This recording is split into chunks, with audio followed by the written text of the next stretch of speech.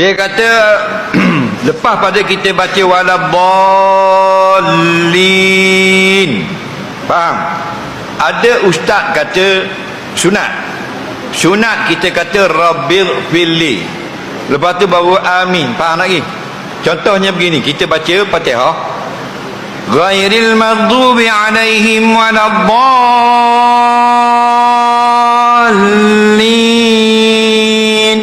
rabbil firli, amin, faham lagi? Jadi ustaz tu kata sunat. Okey. Kemudian ada seorang ustaz ni kata tak boleh baca kerana tidak ada dalilnya. Kalau baca batal Fatihah kita. Jawabnya ustaz yang pertama betul. Okey? Ustaz yang pertama betul. Ustaz yang kedua tak betul. Dia kata tak ada dalil. Sebab apa? Sebab ada hadis. Jadi menunjukkan dia tidak belajar hadis. Atau dia belajar sedikit tapi dia nak buat macam banyak. Nampak tak? Okey? Dan sebenarnya ada hadis dan boleh dirajak dalam kitab-kitab hadis. Cuma hadis itu tidak kuat. Bila tidak kuat, terjadilah ada ulama yang mengamalkannya, ada ulama yang mengabaikannya.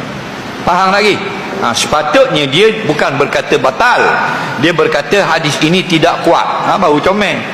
Faham? Kena dah tu. Tapi dia kata tak betul, batal dan sebagainya. Dia memandai-mandai kerana wujud hadis dalam kitab-kitab hadis. Okey? InsyaAllah lusa saya tulis dalam Facebook.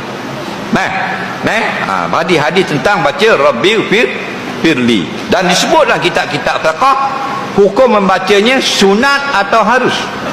Dan boleh menambah dengan Allahumma firli wali walidayya.